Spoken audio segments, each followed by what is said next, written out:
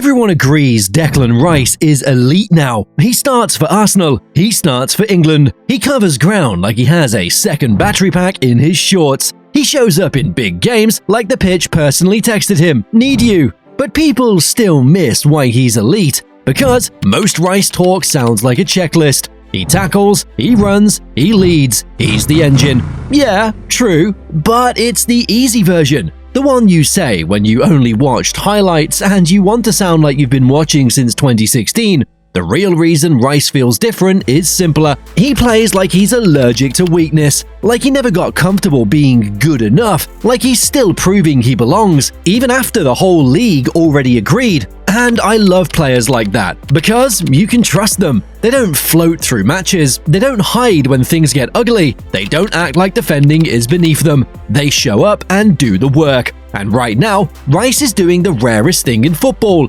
He's adding danger near goal without losing the part of him that protects the back line. Most midfielders pick a direction. Either you become more creative and you stop doing the dirty work, or you stay as the destroyer and you never grow into the attacking side. Rice is trying to do both, and somehow it's working. You know what's funny? For years, people argued about what Rice even is. A 6, an 8, a centre-back who got bored, a modern midfielder, a leadership profile. Football fans love labels because labels make debates easier.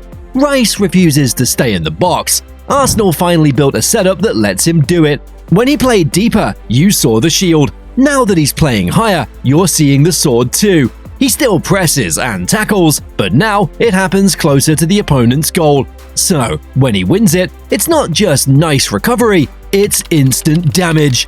1 second the other team thinks they're building something, next second Rice steals it and Arsenal are sprinting into the box like they smell blood.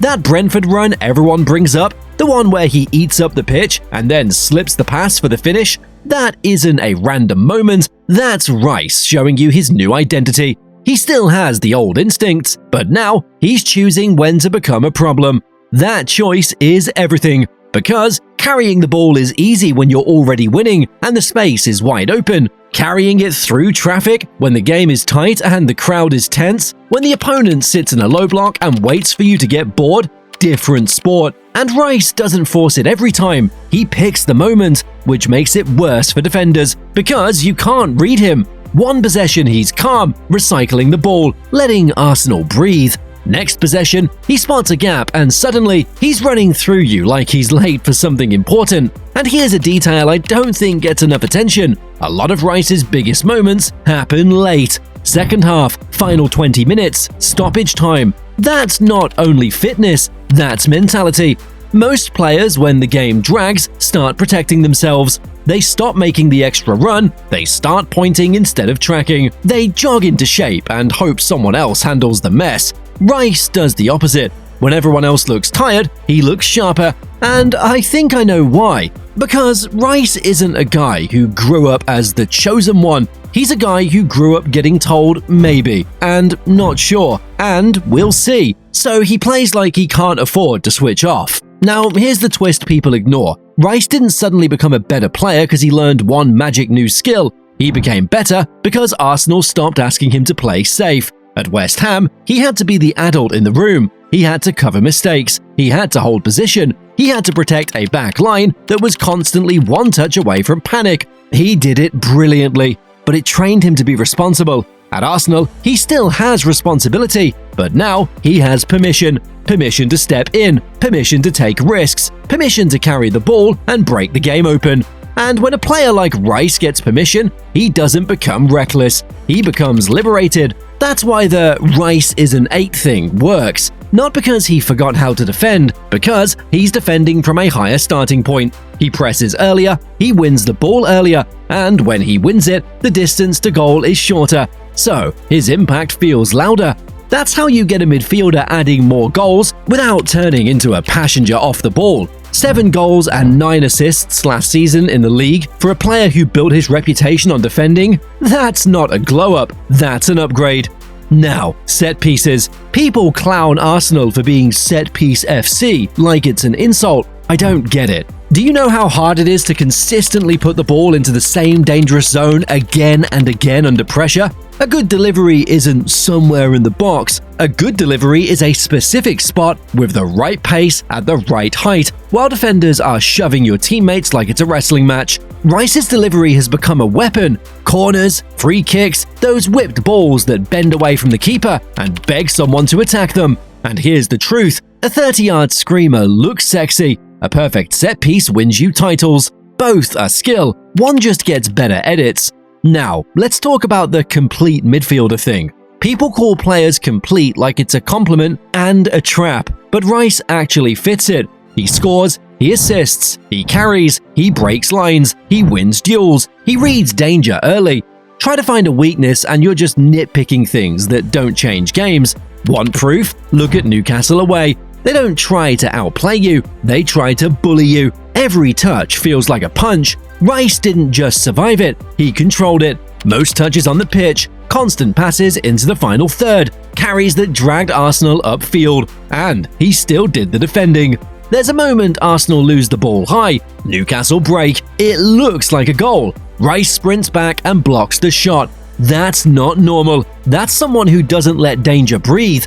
Then, in the 98th minute, Harvey Barnes comes on fresh. Fast, direct, space to run into. Rice matches him stride for stride and muscles him off the ball. That's the kind of moment that breaks teams mentally. And here's the part people forget. Rice was almost a what if. Chelsea released him at 14, 7 years there, and suddenly he's not the one. His best friend stays, he doesn't. Then West Ham, homesick, away from family, calling his mom, wanting to quit. No montage shows that part, but that's where the edge comes from. He nearly gets released again at 16. No guarantees, no fast track. He earned everything, and that's why he still plays like he can't afford to switch off. Then he grows, he strengthens, he becomes unavoidable. He breaks into the senior team, plays multiple positions, does whatever the team needs, keeps improving. He becomes a leader, becomes captain, becomes the one stable thing in a club that changes managers and styles and moods. Then he makes the international decision that turns him into a lightning rod. He switches allegiance, and the internet, being the internet, goes insane. Threats, abuse, people acting brave behind fake profiles. Rice's response is basically, I've worked too hard to care. That's the mindset again. Forward, always. Then the Euros. He plays every match. England reach the final. And whatever you think about the tactics, Rice looked like he belonged on the biggest stage. That's when the whole country caught up. West Ham fans already knew. Now everyone knew. Then he captains West Ham to a European trophy. And say what you want about the competition, a European trophy is history, especially for a club like West Ham. He delivered it. That's legacy stuff. But it also makes the next step inevitable, because at some point you ask yourself, do I want comfort or do I want the biggest pressure possible?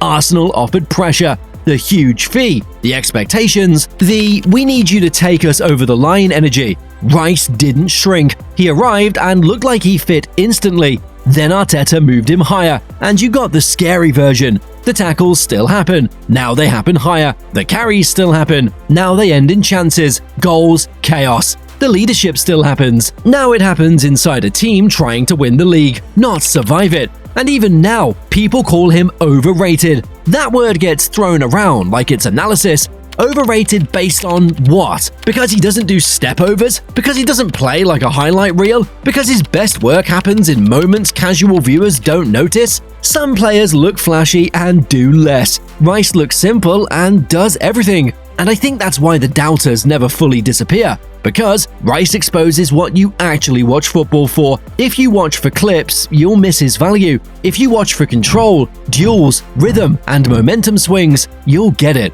So, where does it go from here?